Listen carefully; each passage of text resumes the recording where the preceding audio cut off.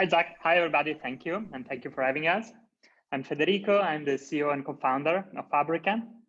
And what I like to say is that at Fabrica, and Daniel with me, he's our general counsel, and he's responsible and the man behind all the legal structure of what we do. But you'll see it's a pretty heavy component of our whole system.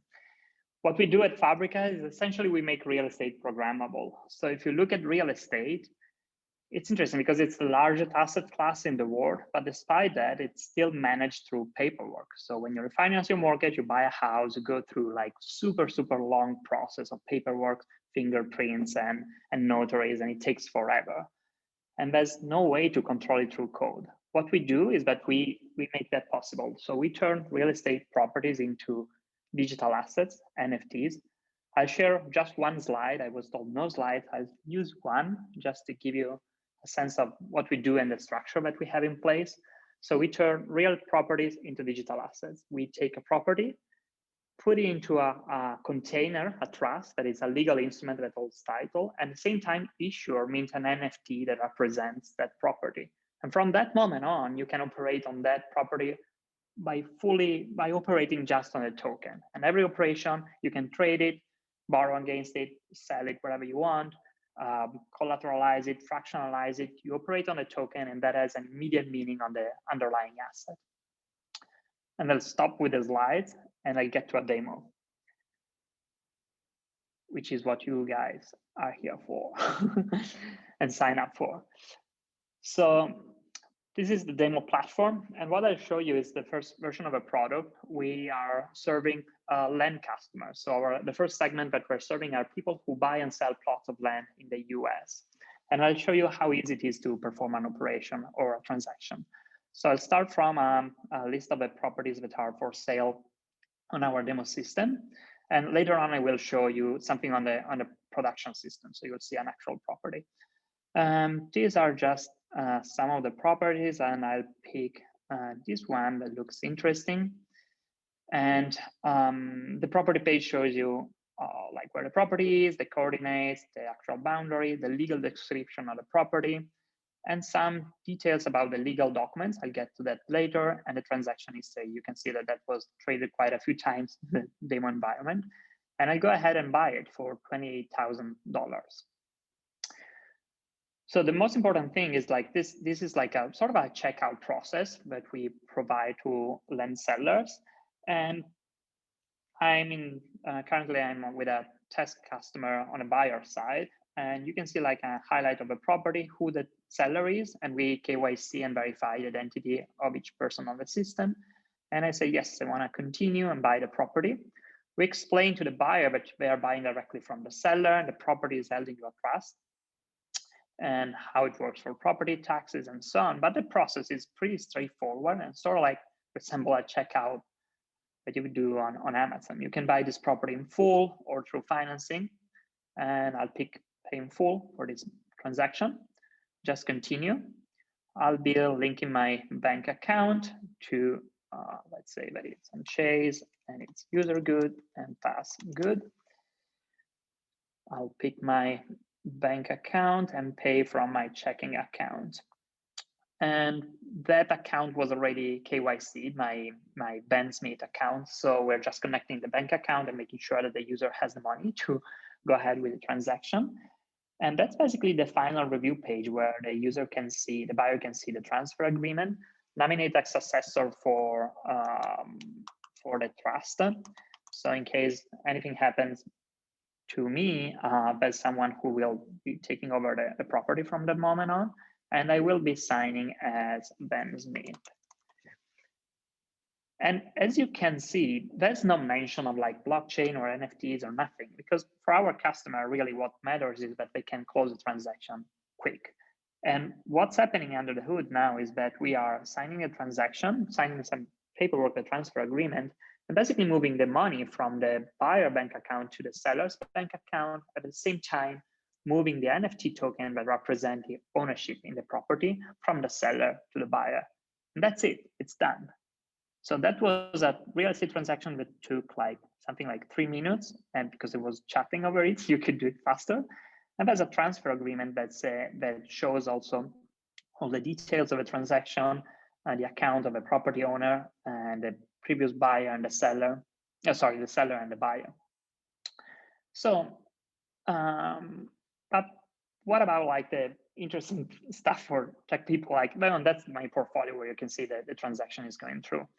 But let's take a look at what really happened, or let's take a look at the NFT side of things. So that was an NFT. That means that you can see it on any NFT platform. Oh, sorry, I'm struggling with the Zoom bar. Okay, so I'm now going to OpenSea, which is a very famous NFT marketplace.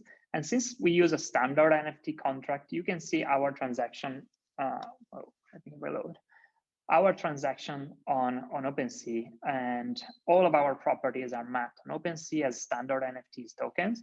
And if I want to take a look at the activity on our platform, I can just inspect the transactions that are happening here. And you will see all the transactions. These are the actual properties that are sold and the amount that they are exchanged for. The value, the unit price that you see here is actually 1,800 because these are like cents, and we use Sila, which is a stable coin, to perform a transaction. But let's inspect this property, for example, on OpenSea. You see it's the same data that you would see on our platform with a legal description and all the transactions that happen on the property.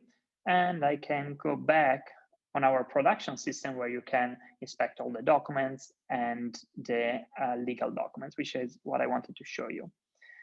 So info and documents, you will see there are like two things that are very important here, the formation document and the deed document. The formation document, which is stored on IPFS, more to follow from the Piñata guys later on. The formation document is essentially the legal entity setup, the trust instrument that holds the title. And it's like the governance firmware for the property. So it explains that whoever holds the token that is on the blockchain, that's the idea of a token, and that's the contract that tracks the token, is essentially the person who controls and owns the underlying asset. So it's like owning a property directly. The trust is sort of like a pass-through element to connect ownership to the token. And it says very clearly that whatever you do with the token essentially has a legal meaning on the underlying property. The other important document that is here is the deed document. And this all of these documents are attached to the token, so you can publicly inspect them. The deed document is the document that was set up and recorded at the county the moment that the property was initially added to the system. So there's a moment in time where the property goes from the offline system to Fabrica, and that's the moment where the trust is set up and recorded at the county. And the deed is the proof that that trust is up and running in the county of Lake for this property. And again, in the deed, you will find the smart contract that tracks the token and the token ID clearly. Now, enough with the legal stuff. Let's take a look at the transaction history. So these are actual transactions that have happened over the past few months for this property. And I will inspect one of these transactions. I will click here, and all of a sudden, you can see that that's on the blockchain. In an Interscan, you can see that the token that represents the property was exchanged for 400,000 Sila USD. And that was the transaction that happened when the buyers had bought a property. And since everything is tracked here, you can clearly go on the contract address on Interscan and see all the properties that we have tokenized. We are over 200 properties now, all the transfers that happen, and who are the holders and their distribution, and so and so. So why is that important? And where do we go from here? Well, let me stop sharing and I go just with my face. So that is very important because currently we support one operation, which is like we help people close a transfer from seller to buyer. But really, what you can do with an NFT token is that, and with an NFT, is that you can tap into any other NFT project. So you can sell it on OpenSea, lock the token, use it as a collateral, borrow against it, and you can enable online on mortgages on chain that can be refinanced in a matter of a few seconds. you can create fractional ownership of these tokens. You can use them and tap into a DeFi vault and earn an interest rate on property that you own. So I think there are like many creative use cases that we'll see happening in the years ahead or in the months ahead, and we're really at the beginning of that journey. So we currently are up and running in 4 states: California, Arizona, New Mexico, and Colorado. In each state, we need to be licensed to tokenize the property, and we need to design or fine-tune the legal instrument that holds the property. But it's very interesting to say that the whole platform is designed to allow for an expansion that goes even abroad. So we literally are a middle layer between the existing legal framework and blockchain and Ethereum ecosystem. So you could tap into any property worldwide and tokenize any kind of asset, regardless of where it is and the kind of the asset that you own. So that's my presentation.